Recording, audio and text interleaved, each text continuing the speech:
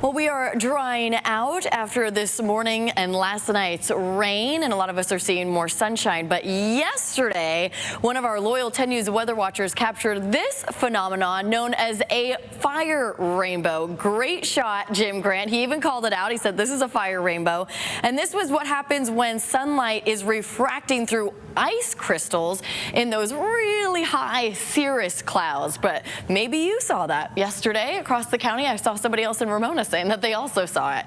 But right now it's beautiful. The blue skies that are peering through those clouds, a lot cleaner after the recent rain. Most of us saw anywhere from a few hundredths up to a quarter of an inch, but the highest total was about 1.25 inches in Pine Hills. That is far exceeding what the rest of the county saw. Julian saw nearly 3/4 of an inch. We're still seeing those clouds mostly farther inland, and the way those clouds will be thickening up for the coast and the valleys tonight. That marine layer back with us. Pinpoint Doppler Live, though, generally showing dry conditions. I can't rule out a few sprinkles here or there, and even with the marine layer returning, maybe some misty conditions, but not really expecting any more measurable rain.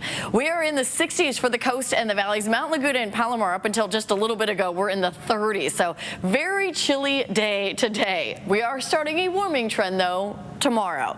All right, I mentioned the wind earlier. These are the peak wind gusts we felt today in Mount Laguna and Cuyamaca Peak. Coincidentally, they saw the strongest winds also yesterday, but they were in the 60s. Today, we were in the 50-mile-per-hour range. El Cajon gusting up to 36 miles per hour and over 20 in Escondido, Del Mar, and in San Diego, as well as many other locations. All right, so low clouds in the morning, patchy fog possible, clearing out to sunny skies. Temperatures along our coast, not a big change here. We're going to be in the mid to upper 60s. But inland neighborhoods, we are returning to the 70s tomorrow, low to mid 70s by the afternoon. Pretty quick clearing of the marine layer tomorrow, and then heading into Thursday and Friday, we might see some of those stubborn clouds linger at the beaches. We're kind of seeing a setup that is conducive for that. 60s and 70s for most of the county tomorrow, with 80s in the deserts. So there's our storm system that's making its way out of here. High pressure, that's that warmer air, that is going to be building into Mother's Day weekend, and then it ramps up even more as we head into next week. And it lingers through most of next week. So overall, what does that mean?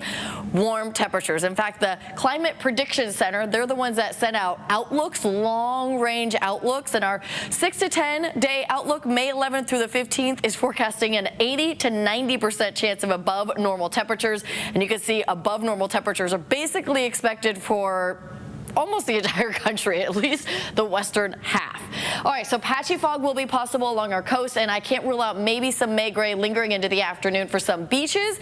Otherwise, we're enjoying sunny skies with highs returning to the 70s for some areas as early as Thursday, but more likely Friday into early next week. For the inland neighborhood, 70s for a couple of days, and then warming into the mid-80s starting on Friday. And Monday, depending on how high this high-pressure system gets, how strong it is, will really determine how hot we actually end up getting. So these temperatures right now are as of what it looks like right now, but if it gets a little bit stronger, we might see some more 90s inland. For the mountains, 60s tomorrow, 70s by Thursday, and even close to 80 degrees into our Mother's Day weekend and beyond. Meanwhile, the desert certainly turning up the heat. Triple digits by Friday, 106 on Monday.